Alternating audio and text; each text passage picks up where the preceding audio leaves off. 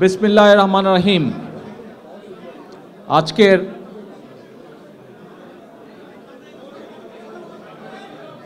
এই গণতন্ত্রের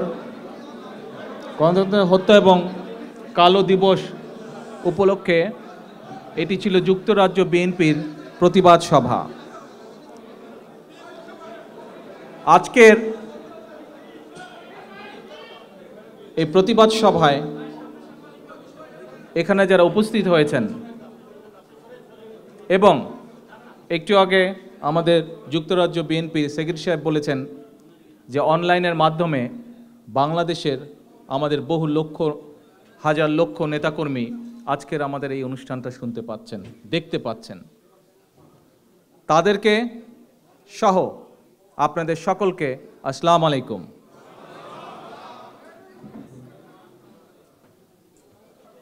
আমার সামনে উপস্থিত প্রিয় নেতৃবৃন্দ, কর্মী ভাইরা এবং টেলিভিশনের মাধ্যমে সরাসরি প্রচারের মাধ্যমে বাংলাদেশে আন্দোলনরত আমার মাঠ পর্যায়ের সকল নেতৃবৃন্দ এবং কর্মী ভাইরা, আপনাদের সকলের সামনে আজকে আমি উপস্থিত হতে পেরে নিজেকে অত্যন্ত ভাগ্যবান মনে করছি। আজকে এমন একটি পরিস্থিতিতে দাঁড়িয়ে আপনাদের সামনে আমি কথা বলছি যখন সহজেই আমরা এক বাক্যে বলতে পারি, বাংলাদেশের প্রত্যেকটি মানুষ আজকে বলতে পারে যে আজকে দেশের গণতন্ত্র বলি আমরা, দেশের অর্থনীতি বলি আমরা, দেশের শিক্ষা ব্যবস্থার কথা বলি আমরা, দেশের বাক স্বাধীনতার কথা বলি আমরা, দেশের বিচার ব্যবস্থার কথা বলি আমরা, যে কোনো বিষয়ের কথাই বলি না কেন আমরা, বাংলাদেশের প্রত্যেকটি বিষয়, প্রত্যেকটি সেক্টর আজকে ধ্বংসের দ্বার প্রান্তে এসে দাঁড়িয়েছে। আমার তৃণমূল পর্যায়ের প্রিয় কর্মী ভাইরা এবং নেতৃবৃন্দ, আমি বরাবরের মতন আজও বলতে চাই, আগেও আমি বলেছিলাম, আজও বলতে চাই, এই যেই দলটির বিরুদ্ধে আজকে বাংলাদেশের মানুষের আন্দোলন, গণতন্ত্রের আন্দোলন, একটি নিরপেক্ষ নির্বাচনের আন্দোলন, এই দলটিকে আমি এর আগেও বলেছিলাম একটি অপশক্তি এরা বাংলাদেশের জন্য।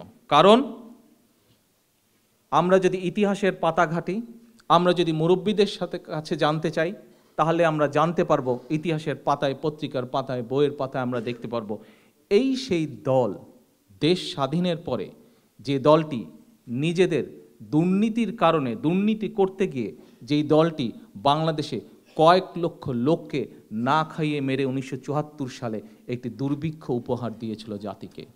এবং এই সেই দল, যে দলের নেতা, সেই লক্ষ লক্ষ মানুষ যখন দুর্ভিক্ষের সময় না খেয়ে মারা যাচ্ছে, সেই সময় এই দলের নেতাকে আমরা কি করতে দেখেছিলাম?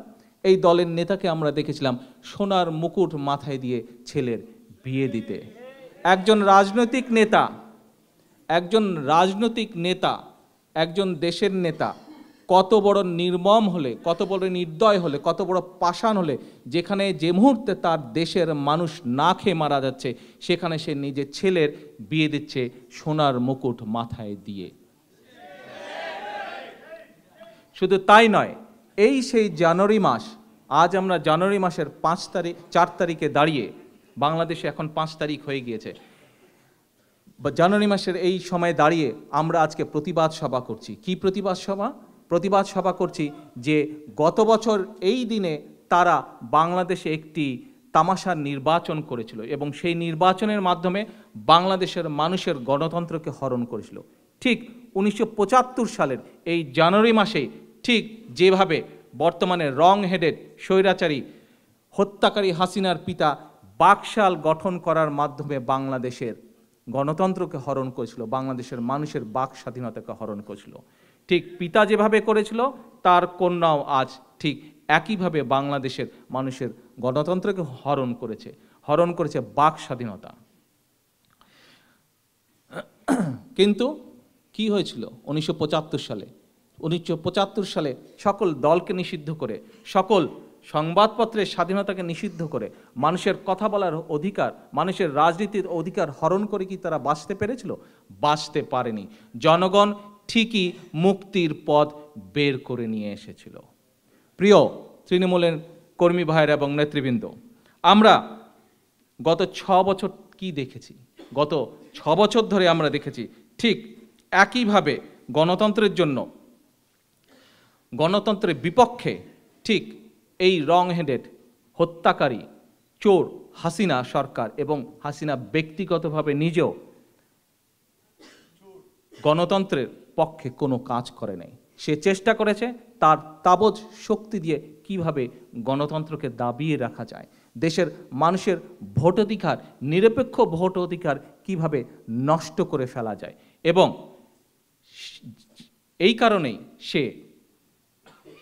আমরা যখন দেখলাম যে দেশের সমগ্র মানুষ, প্রতিটি শ্রেণীর মানুষ, প্রতিটি বিবেকবান মানুষ, প্রতিটি গণতান্ত্রিককামী মানুষ, যখন আমরা দেখলাম যে একটি নির্বাচনে স্বাধীন, ফ্রি অ্যান্ড ফেয়ার একটি নির্বাচনের পক্ষে প্রত্যেকটি রাজনৈতিক দলের সদস্য যখন একটি নিরপেক্ষ নির্বাচনের পক্ষে দেশে, ঠিক সেই সময় এককভাবে শেখ হাসিনা তার ক্ষমতা দিয়ে, তার সংসদে 2/3 শক্তির জোরে ক্ষমতা দিয়ে সে সংবিধান পাল্টে ফেলল।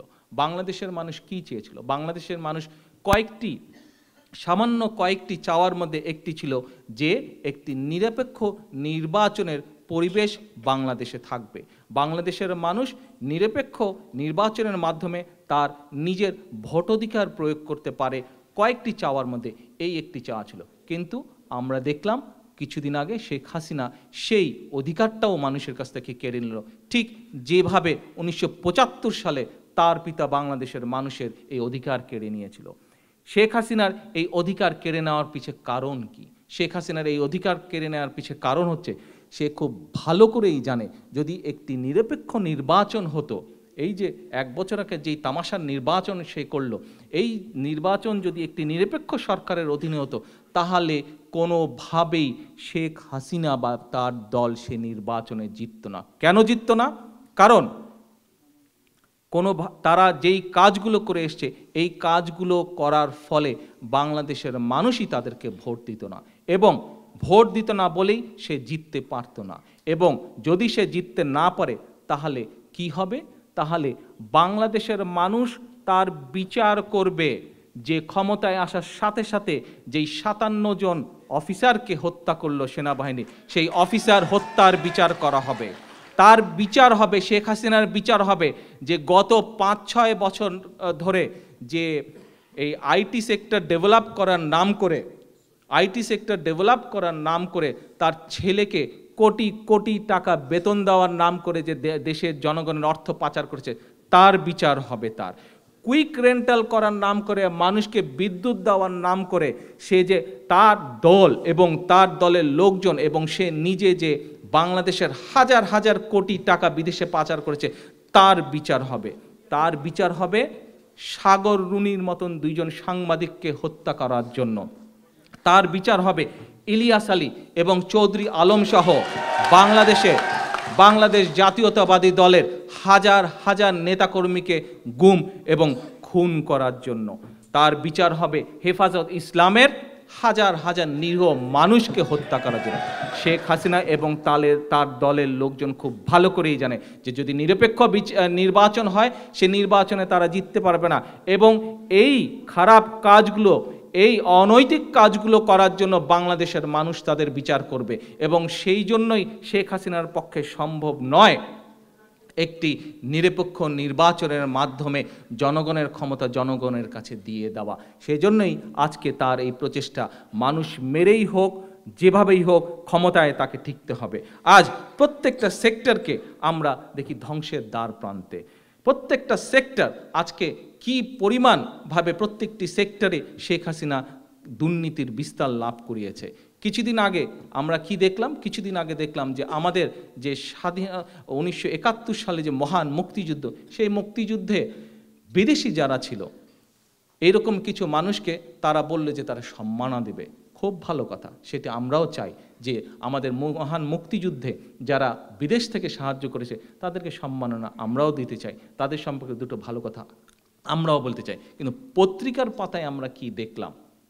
পত্রিকার পাতায় পরিষ্কারভাবে ফুটে উঠল যে আওয়ামী লীগের মুক্তিযুদ্ধের চেতনা। কি সেই চেতনা? আমরা দেখলাম যে ক্রেস্টের মধ্যে যেই পরিমাণ সোনা থাকার কথা ছিল সেই পরিমাণ সোনা নেই, যে পরিমাণ রূপা থাকার কথা ছিল রূপার বদলে তামা, এইরকম আরও অনেক কিছু আমরা দেখলাম। এবং 2 দিন পরে আমরা যখন এটি জানাজানি হলো, মানুষের মাথা লজ্জায় যখন হেট হয়ে আসলো যে এটি কি ব্যাপার, তখন শেখ হাসিনার গলা থেকে আমরা কি শুনলাম? শেখ হাসিনার সাফাই আমরা শুনলাম যে স্বর্ণ কারো বলে তার মায়ের সোনা চুরি করে। চিন্তা করেন, দুর্নীতির বিচার না করে বরং চোরের পক্ষে সাফাই গাইল। পদ্মা সেতুর ঘটনা আপনারা জানেন। পদ্মা সেতুর কাজ শুরু হওয়ার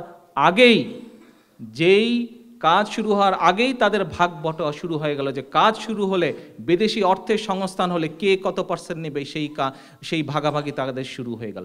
এবং যখন এটি ধরা পড়ল, যে ব্যক্তিকে টোপ হিসাবে শেখ হাসিনা এবং তার লোকজন, তার পরিবারের লোকজন টোপ হিসাবে ব্যবহার করছিল, সেই ব্যক্তি সম্পর্কে এই লন্ডনের মাটিতে শেখ হাসিনা এই লন্ডনের মাটিতে বলে গেল যে তার মতন নাকি বড় দেশপ্রেমিক হয় না। এই হচ্ছে তাদের দেশপ্রেমিকের উদাহরণ, আর ওই হচ্ছে তাদের মুক্তিযোদ্ধার চেতনা। শুধু এই নয়, আমরা আরও কি দেখি?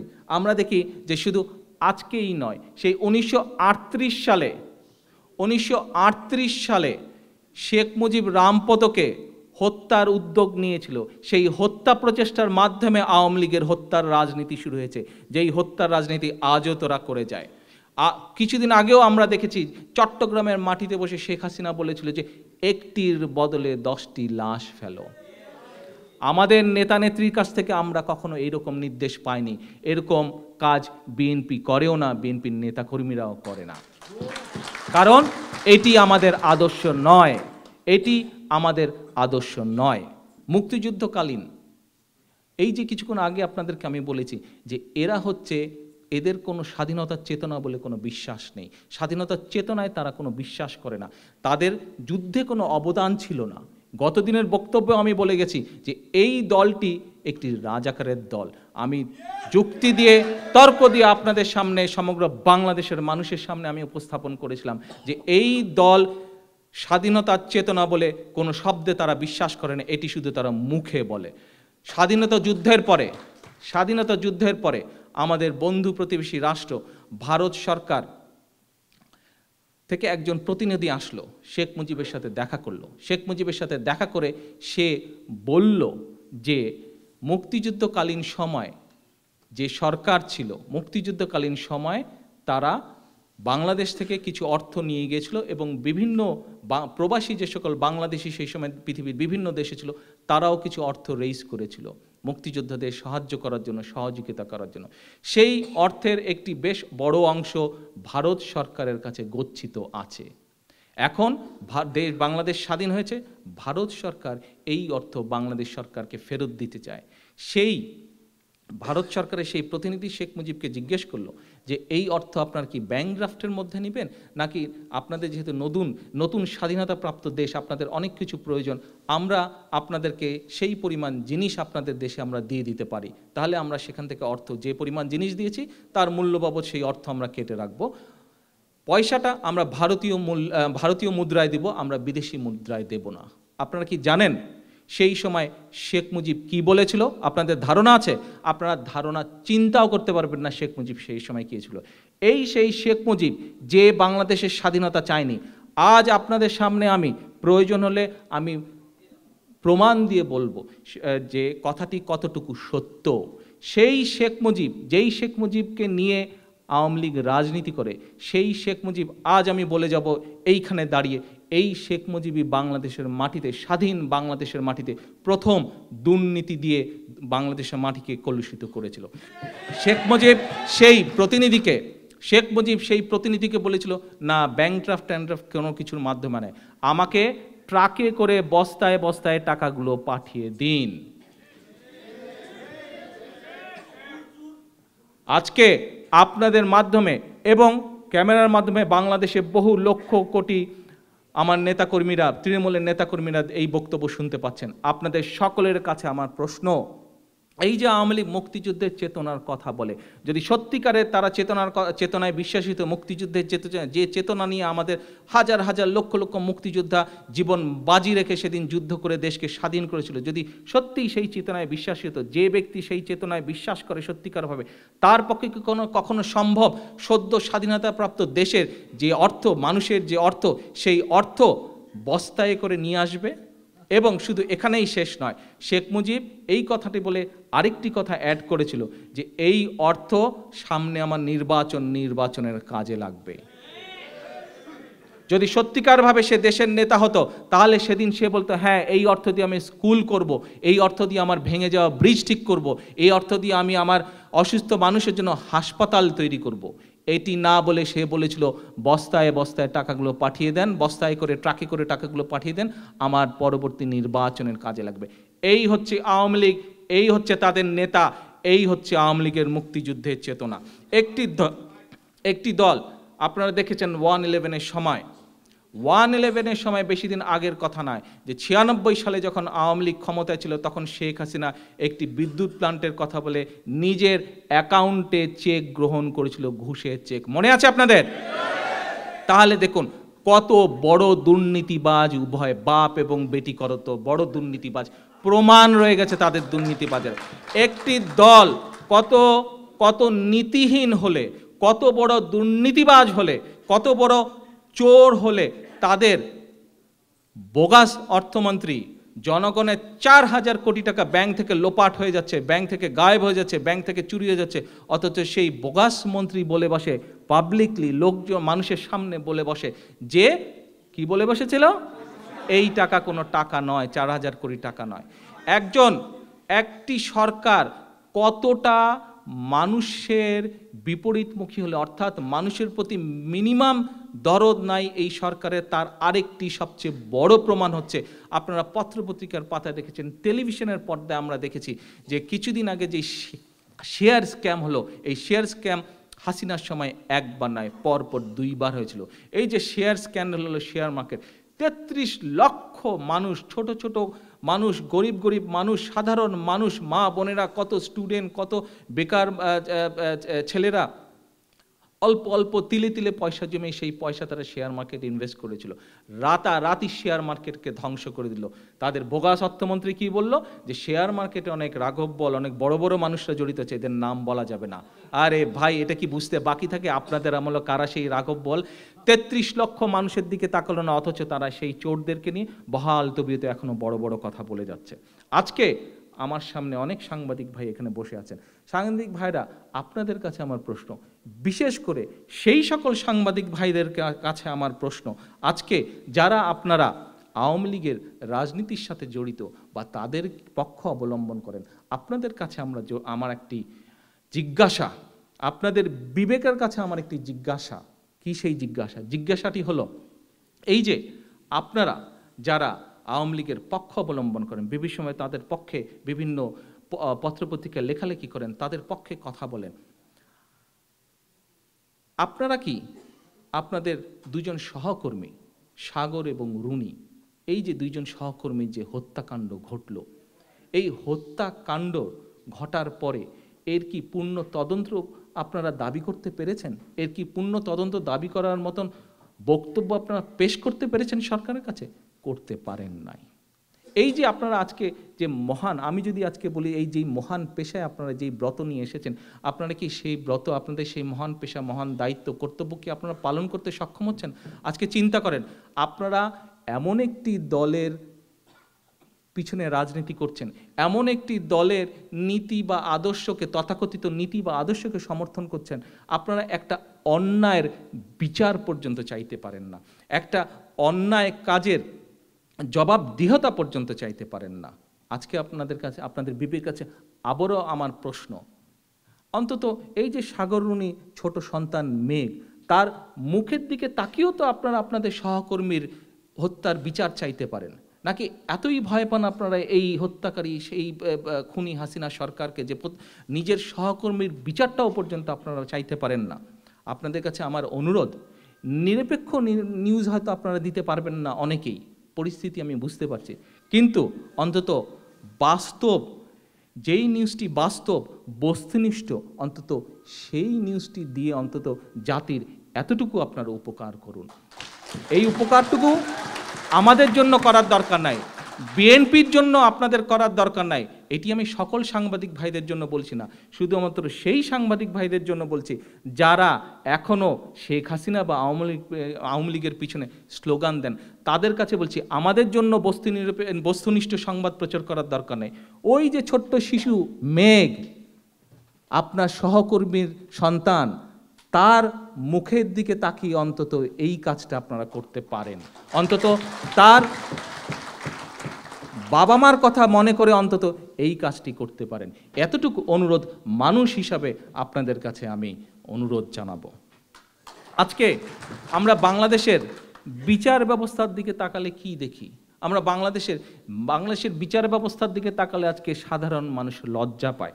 লজ্জা পায় এই কারণে যে আমরা দেখি যে একটি দেশের প্রধান বিচারপতি সে একজন রাজনৈতিক নেতার কবর জিয়ারত করে এবং কবর জিয়ারত করার পরে লিখিতভাবে সেখানে মন্তব্য করে আসে যে সেই রাজনৈতিক নেতার আদর্শ উদ্দেশ্য সে উচ্চ আদালতে বাস্তবায়ন করবে। এখন আপনাদের সকলের কাছে আমার প্রশ্ন, যেই প্রধান বিচারপতি একটি রাজনৈতিক নেতার কবর জিয়ারত করে রাজনৈতিক বক্তব্য লিখে আসতে পারে, রাজনৈতিক আশা আকাঙ্ক্ষা, সেই রাজনৈতিক নেতার আশা আকাঙ্ক্ষা বাস্তবায়নের কমিটমেন্ট দিয়ে আসতে পারে, তাহলে কি সেই বিচারকের অধীনস্থ যত বিচারপতি আছে, বিচারক আছে, তাদের কাছ থেকে কি বাংলাদেশের মানুষের পক্ষে ন্যায় বিচার আশা করা সম্ভব? সম্ভব নয়। এই সব বিচারপতিরা নিজেদের বিবেককে সামনে রেখে কতটুকু নিরপেক্ষ বিচার বাংলাদেশের মানুষকে দিতে পারবে, সেটি আজকে প্রশ্ন সাপেক্ষ বিষয়।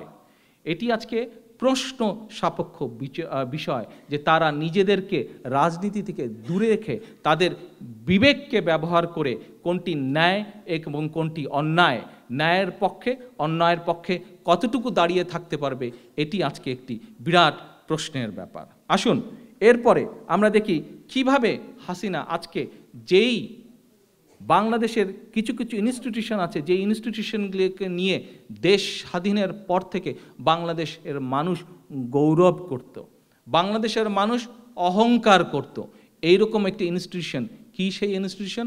বাংলাদেশ সেনাবাহিনী। আমরা কি দেখলাম 2008 সালে ফেব্রুয়ারি মাসে? আমরা দেখলাম যে শেখ হাসিনার সময় বাংলাদেশ সেনাবাহিনীর 75 জন অফিসার, বিডিআর এর তথাকথিত মুখোশ পরা কিছু মানুষ নাম দিল বিডিআর বিদ্রোহ, কিন্তু ভিতরে কি দেখলাম? ভিতরে দেখলাম যে ভিতর থেকে যখন বিভিন্ন রকমভাবে খবর আসলো, দেখলাম যে সব কিছুতে আওয়ামী লীগের লোক জড়িত এবং 75 জন অফিসারকে হত্যা করে ফেলা হলো। ঠিক শুধু তাই করা হলো না, হত্যা করার পরবর্তীতে আমরা কি দেখলাম? যে সকল অফিসার যখন সেনাবাহিনী থেকে এই ঘটনার সুষ্ঠু তদন্ত দাবি করা হলো, সুষ্ঠু তদন্ত চাওয়া হলো, যে সকল অফিসার এই কথাগুলো বলল, যেই সকল অফিসার সত্যিকারের ঘটনা তুলে ধরতে চাইল, পরবর্তীতে আমরা দেখলাম সেই সকল অফিসারদেরকে চাকরিচ্যুত করা হলো। পরবর্তীতে আমরা দেখলাম সেই সকল অফিসারদের অনেককে পাওয়াই গেল না।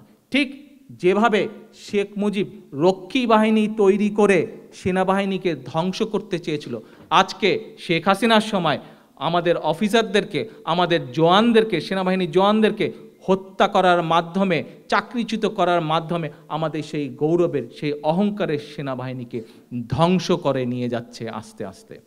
আজকে শুধু সেনাবাহিনী নয়, আজকে পুলিশ বাহিনীর দিকে যদি আমরা তাকাই, পুলিশ বাহিনীর দিকে তাকালে আমরা কি দেখতে পাই? পুলিশ বাহিনীর দিকে তাকালে আমরা দেখতে পাই যে একটি বিশেষ জেলার বা দু একটি বিশেষ জেলার মানুষকে দিয়ে পুলিশ বাহিনী চালানো হচ্ছে। যারা পুলিশের নিরপেক্ষ, যারা সত্যিকার পুলিশের ভালো চায়, যে সকল পুলিশ বাহিনীর সদস্য সত্যিকারভাবে দেশের মানুষকে, দেশকে ভালোবাসে, দেশের জন্য, দেশের মানুষের জন্য কাজ করতে চায়, তাদেরকে সরিয়ে দেওয়া হচ্ছে দূরে এবং কিছু সংখ্যক একটি বিশেষ এলাকার, একটি বিশেষ এলাকার মানুষকে দিয়ে চালানো হচ্ছে আমার নেতাকর্মী, সাধারণ মানুষদের উপরে অত্যাচার নির্যাতনের স্টিম রোলার। আজকে পুলিশ বাহিনীর সকল স্তরের, সকল পর্যায়ের কর্মকর্তা কর্মচারী যারা আছেন সকলের কাছে আমার একটি আহ্বান থাকবে। কি সেই আহ্বান?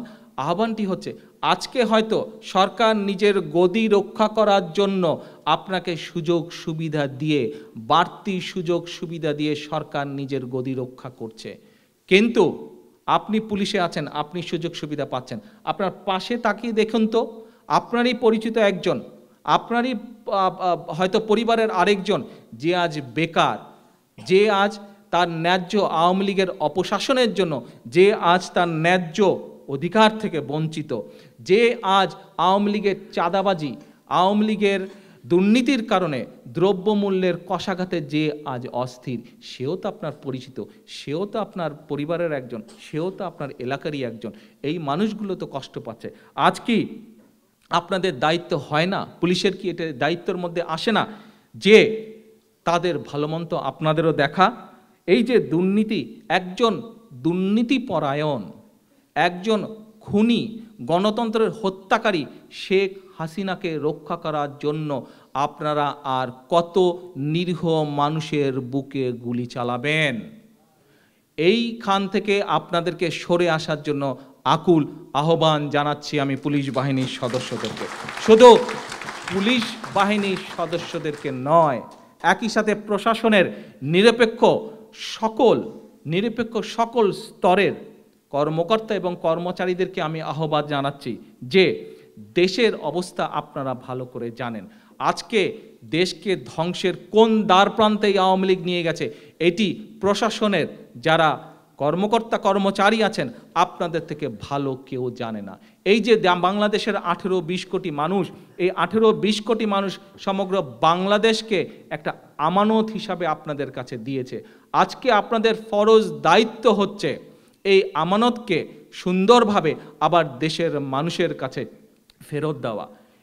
এবং সে কারণেই আপনাদের প্রশাসনের প্রতি আমার অনুরোধ থাকবে, হয়তো কিছুদিন আগে পর্যন্ত হাসিনা সরকার, এই অবৈধ হাসিনা সরকার আপনাদেরকে বাধ্য করেছে যে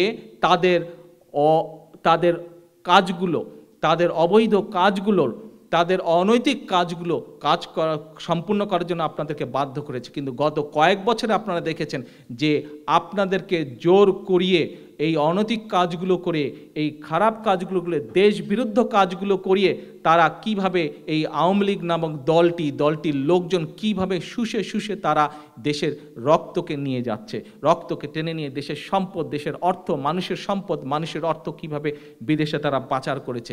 আপনারা হচ্ছেন সবচেয়ে বড় সাক্ষী। তাই সকল স্তরের সরকারি কর্মকর্তা কর্মচারীদের, প্রশাসনের সকল স্তরের কর্মকর্তা কর্মচারীদেরকে আমি আহ্বান জানাবো, দয়া করে মানুষের স্থানে অবস্থান নিন। মানুষ যেদিকে চায় আপনারা সেদিকে অবস্থান নিন।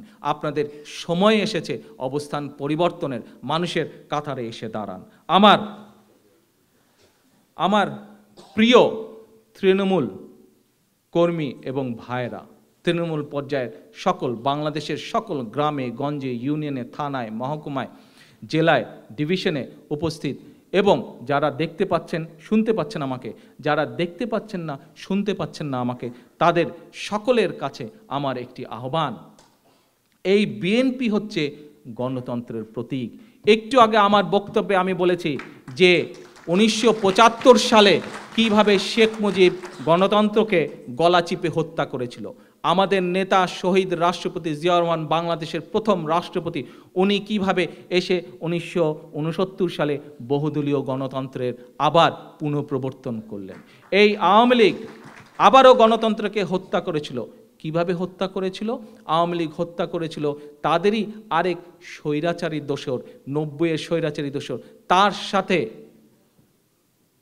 যারা ইলেকশনে যাবে তাদের জাতীয় বেঈমান বলা হবে। এই কথা বলার পরেই 24 ঘন্টা পরেই শেখ হাসিনা আবার সেই স্বৈরাচারের সাথে ইলেকশনে গিয়ে তার স্বৈরাচারী কাজকে জায়েজ করার জন্য গণতন্ত্রকে হত্যা করেছিল।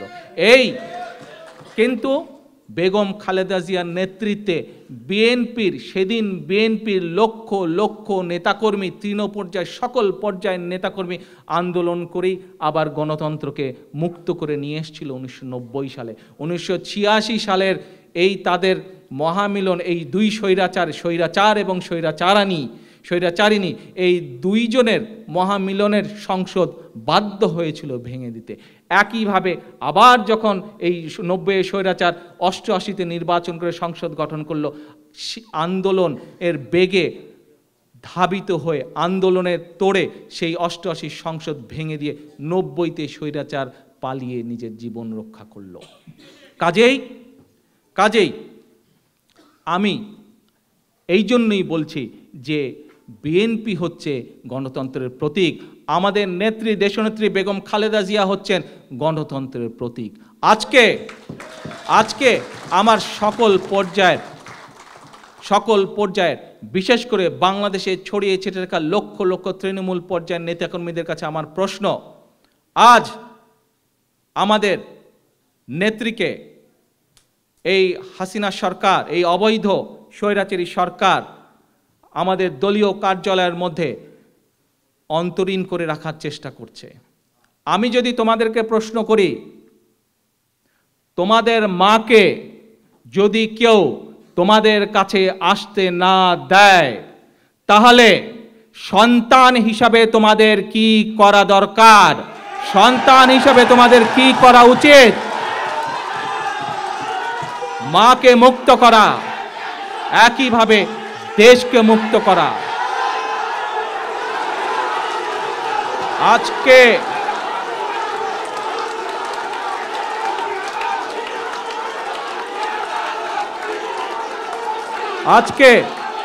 আমাদের হাজার হাজার লক্ষ লক্ষ মাঠ পর্যায়ের নেতাকর্মী আজ আন্দোলনে ঝাঁপিয়ে পড়েছে।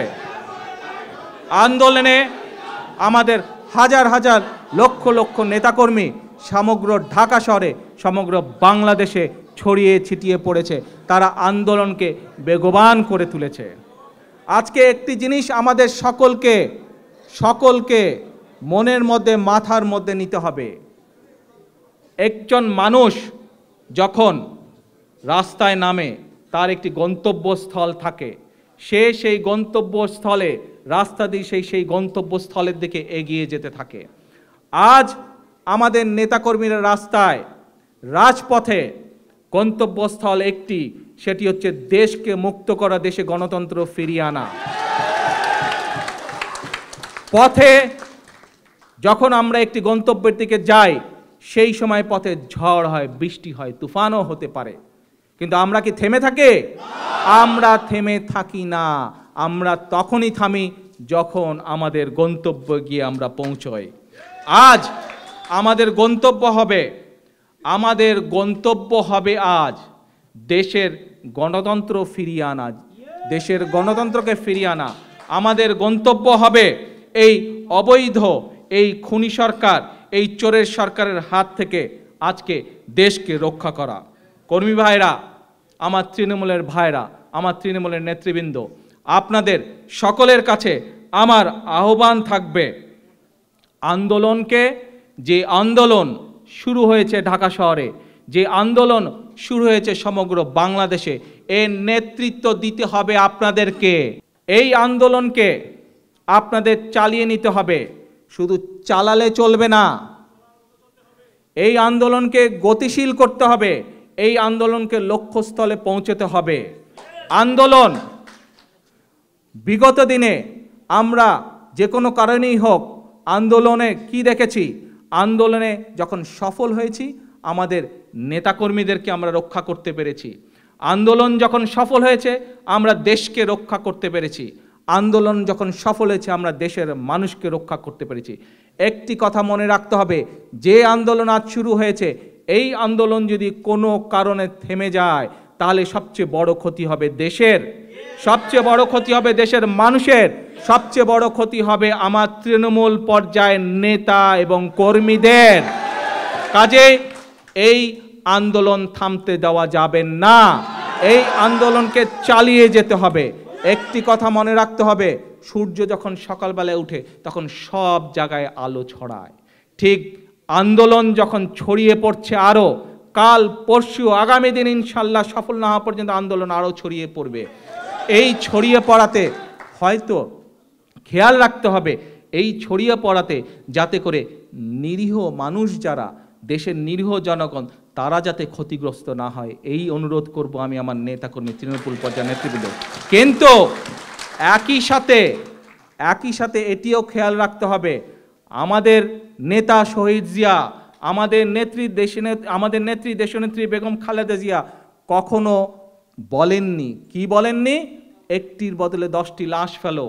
আমাদের নেতা কখনো বলেননি যে কিছু একটা গাড়িতে রাখো, বরং আমরা সবসময় দেশ গঠনের কথা বলেছি। সেই জন্যই এইটি আমাদের শিক্ষা নয়, কিন্তু এটি আমাদের শিক্ষা নয় ঠিক, কিন্তু কিছুদিন আগে আপনারা দেখেছেন যে এই অবৈধ, এই গণতন্ত্রের হত্যাকারী, এই চোর সরকারের একটা অবৈধ মন্ত্রী কি বলেছিল, যে আন্দোলন যারা করবে ঘরে ঢুকে ঢুকে তাদেরকে ধরা হবে, বলেছিল না? আজ আমি আমার নেতাকর্মীদেরকে বলতে চাই, আমার তৃণমূল পর্যায়ের নেতাকর্মীদের বলতে চাই যে ঘরে ঢুকে আমরা হত্যা করব না, কিন্তু আপনাদেরকে এনশিওর করতে হবে, আপনাদেরকে নিশ্চিত করতে হবে যে ওই সব নেতারা এবং ওই দলের নেতাকর্মীরা যাতে ঘর থেকে আর বের হতে না পারে, কারণ বের হতে পারবে না। এবং নিশ্চিত করতে হবে যে যেদিন ইনশাল্লাহ আন্দোলন সফল হবে, জনগণের সরকার প্রতিষ্ঠিত হবে, সেদিন দেশের আইন অনুযায়ী যারা গত 6 বছর দেশের মানুষের সম্পদ হরণ করেছে, দেশের মানুষের সম্পদ পাচার করেছে, তাদের যাতে বিচার করা হয়। এই বিচারের জন্য একটা জিনিস আপনারা খেয়াল করে দেখেন, আমার তৃণমূল পর্যায়ের নেতাকর্মীরা, মাঠ পর্যায়ে রাজপথের আমার কর্মী ভাইরা, একটা জিনিস তোমরা খেয়াল করে দেখো, একটি গুরুত্বপূর্ণ জিনিস দেখবে, আওয়ামী লীগের লোকজন যেখানেই মিছিল করে, আমাদের নেতাকর্মীদের মিটিংয়ে যখন তারা আক্রমণ করে, তাদের সাথে কি থাকে? তাদের সাথে তাদের ওই পেটোয়া বাহিনী, কিছু পুলিশের লোক থাকে, বিশেষ কিছু জেলার পুলিশের লোক থাকে, র্যাবের লোক থাকে। এইটি ছাড়া তাদের কোনো মুরদ নাই, এইটি ছাড়া তারা কিচ্ছু করতে পারে না। তোমাদেরকে মনে রাখতে হবে, আমার তৃণমূলের নেতারা, আপনাদের মনে রাখতে হবে, তৃণমূলের ভাইয়েরা, কর্মীরা, রাজপথের আন্দোলনের কর্মী ভাইয়েরা, তোমাদের মনে রাখতে হবে, এই পুলিশ র্যাব ছাড়া এরা কিচ্ছু করতে পারে না। পুলিশ র্যাব ছাড়া তাদের কোনো শক্তিও নাই, তাদের কিচ্ছু করার কোনো ক্ষমতা নাই। বাংলাদেশের গণতন্ত্রকামী 18 কোটি মানুষ তোমাদের সাথে আছে। আজকে আমি ঢাকা শহর সহ প্রত্যেক জেলা, থানা, গ্রামের আমার তৃণমূলের নেতাকর্মী এবং রাজপথের নেতাকর্মীদেরকে বলবো যে কিছুদিন আগে আন্দোলনের, গত বছর আন্দোলনের ওই তথাকথিত নির্বাচনের আগে যেভাবে বাংলাদেশকে সমগ্র ঢাকা থেকে বিচ্ছিন্ন করে দিয়েছিলেন, আজ ঢাকার রাজপথের নেতাকর্মীদের কাজ হবে আগামীকাল থেকে চেষ্টা করা যাতে ঢাকা শহরের একটি জায়গা থেকে আরেকটি জায়গা বিচ্ছিন্ন হয়ে যায়, যাতে করে সেই বিশেষ জেলার পুলিশ র্যাব এবং পুলিশ র্যাবের সাহসী হয়ে ওই তথাকথিত আওয়ামী লীগের লোকজন যাতে কোনোভাবেই গণতন্ত্রকামী মানুষের উপরে নির্যাতন চালাতে না পারে, যাতে করে তাদের উপরে কোনোভাবে গুলিবর্ষণ করতে না পারে, ঢাকার একটি এলাকা থেকে আরেকটি এলাকায় বিচ্ছিন্ন করার জন্য কি কি প্রয়োজন, কি কি করা প্রয়োজন, এটি আমার দলের নেতাকর্মীরা জানে। এখানে বিভ্রান্ত হবার কোনো অবকাশ নাই। লক্ষ্য একটি, গন্তব্য একটি, কারো কথায় বিভ্রান্ত হবেন না, কোনোভাবে আপনারা বিভ্রান্ত হবেন না। আমার তৃণমূল পর্যায়ের নেতাকর্মীরা, লক্ষ্য একটি, গন্তব্যস্থল একটি। যেদিন হাসিনা বিদায় হবে সেদিন আমার নেতাকর্মীরা ইনশাল্লাহ ঘরে ফিরবে। হাসিনা ক্ষমতা থেকে যাবে, নেতাকর্মীরা ঘরে ফিরবে। আপনারা আগেই বলেছি, বাংলাদেশের 18 গত নির্বাচনে আমরা নির্বাচনে অংশগ্রহণ করিনি, বাংলাদেশের অধিকাংশ মানুষ নির্বাচনে অংশগ্রহণ করেনি। সেদিন আমরা বাংলাদেশের মানুষকে অনুরোধ করেছিলাম, বাংলাদেশের 9 কোটি ভোটারকে আমরা অনুরোধ করেছিলাম যে আপনারা এই নির্বাচন বয়কট করুন। আমরা দেখেছিলাম সেদিন যে বাংলাদেশের ভোটাররা আমাদেরকে আমরা যে অনুরোধ করেছিলাম, আমাদের সেই অনুরোধ ওনারা রেখেছিলেন। আজ এটাই হচ্ছে আমাদের সবচেয়ে বড় শক্তি। যে বাংলাদেশের মানুষ, বাংলাদেশের ভোটাররা আমাদের অনুরোধ রক্ষা করেছে। আজ নির্বাচন নয়, আজ আন্দোলন। এই আন্দোলনে আমি আমার নেতাকর্মীদেরকে, মাঠ পর্যায়ে রাজপথের নেতাকর্মীদেরকে অনুরোধ করব, তোমাদের পাশে 18 কোটি মানুষ আছে। যার যার এলাকার, এক মিনিট, যার যার এলাকার মানুষকে তোমরা জানো, সেই মানুষগুলোকে তোমরা তোমাদের আন্দোলনের সাথে সম্পৃক্ত করো। এলাকার মানুষকে আন্দোলনের সাথে সম্পৃক্ত করো, যাতে ওই স্বৈরাচারী দলের, গণতন্ত্র হত্যাকারী দলের যে সকল সদস্য আছে, যে সকল লোকজন আছে, তারা যাতে ওই বাড়িতেই বসে থেকে বাড়ি থেকে বের হতে না পারে। এখন আমি আমার নতুন প্রজন্মের ভাই বোনদেরকে একটি আহ্বান জানাবো। যারা বাংলাদেশে সরাসরি আমার বক্তব্য শুনতে পাচ্ছ বা দেখতে পাচ্ছ, তোমাদেরকে এবং তোমাদের মাধ্যমে, এখানে সাংবাদিক ভাইরা উপস্থিত আছেন, আপনাদের সকলের মাধ্যমে নতুন প্রজন্মের, বাংলাদেশের কোটি কোটি নতুন প্রজন্মের ভাই বোনদের কাছে আহ্বান জানাবো। কি সেই আহ্বান? আহ্বানটি হচ্ছে, আজকে তোমাদের সামনে গত 5 বছরের দেশের চিত্র ভেসে উঠেছে। যদি আওয়ামী লীগ সত্যিকারের স্বাধীনতার চেতনায় বিশ্বাস করত, তাহলে কি ক্রেস্টের সোনা চুরি করতে পারত? করতো না। যদি আওয়ামী লীগ এবং তার নেতৃত্ব সত্যিকারভাবে স্বাধীনতার চেতনায় বিশ্বাস করত, তাহলে কি শেখ মুজিবের পক্ষে বলা সম্ভব ছিল রাষ্ট্রের টাকা দিয়ে সে নির্বাচন করবে? বলা সম্ভব ছিল না। আজকে যদি আমরা বইয়ের পাতা ঘাঁটি, যদি আমরা এলাকায় খোঁজ খবর করি, দেখতে পাবো যে বাংলাদেশের বহু রাজাকার আওয়ামী লীগের সদস্য। অত দূরেই বা যাবার দরকার কি? শেখ হাসিনার ঘরের মধ্যে গেলেই আমরা দেখতে পাবো যে তারা রাজাকারের আত্মীয়। অর্থাৎ এই রাজাকারদের প্রতি তাদের বরাবরই দরদ ছিল, রাজাকারদের সাথে তাদের বরাবরই সখ্যতা ছিল। আজকে নতুন প্রজন্মের কাছে আমার প্রশ্ন, আমার জিজ্ঞাসা, তোমরা যেই দুর্নীতিমুক্ত বাংলাদেশের স্বপ্ন দেখেছিলে বা কল্পনা করেছিলে, তোমাদের কি সেই কল্পনা বাস্তবায়িত হয়েছে? হয়নি।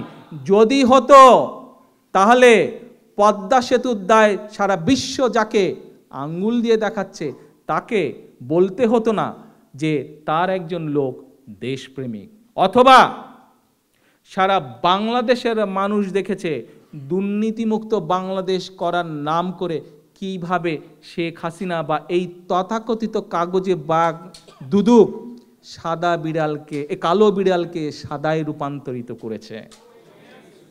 আজকে আওয়ামী লীগের দুর্নীতিমুক্ত বাংলাদেশ মানে হচ্ছে কালো বিড়ালকে সাদা করা। এইরকম মুক্ত বাংলাদেশ কি আমাদের নতুন প্রজন্ম চেয়েছিল? যারা ক্রেস্টের স্বর্ণ চুরি করে সেই স্বাধীনতার চেতনায় বিশ্বাসীকে কি বাংলাদেশের নতুন প্রজন্ম চেয়েছিল? চায় নাই। এবং যেহেতু চায় নাই, তাই নতুন প্রজন্মের কাছে আমার আহ্বান থাকবে যে আজ সময় এসেছে, তোমাদেরকে সিদ্ধান্ত নিতে হবে যে তোমরা কোন বাংলাদেশ চাও। আমি তোমাদের কাছে বলবো না যে বাংলাদেশকে আমি সিঙ্গাপুর বানাবো। আমি নতুন প্রজন্মের কাছে বলতে চাই যে আমার দল সুযোগ পেলে ভবিষ্যতে ইনশাল্লাহ আমরা একটু বেটার বাংলাদেশ বানাবো, যেখানে যেই বাংলাদেশে কালো বিড়াল সাদা হবে না, যে বাংলাদেশে অন্যায়কে অন্যায় বলা হবে এবং ন্যায়কে ন্যায় বলা হবে, যে বাংলাদেশে স্বাধীনতার চেতনা বিশ্বাস করি বলে ক্রেস্টের স্বর্ণ চুরি করা হবে না, যে বাংলাদেশে গণতন্ত্রে বিশ্বাস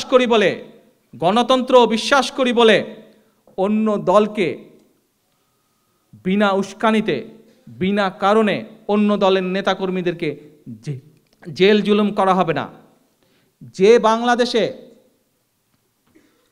বাক স্বাধীনতায় বিশ্বাস করলে কেউ বলতে পারবে না যে অন্য সরকার বিরোধী পত্র পত্রিকা বন্ধ করে দেওয়া হয়েছে, যে বাংলাদেশে সরকারের সমালোচনা ফেসবুকে করলে সেই ব্যক্তিকে ধরে জেল জুলুম করা হবে না, সেই বাংলাদেশের প্রতিশ্রুতি আমি অন্তত তোমাদেরকে দিতে পারি নতুন প্রজন্ম।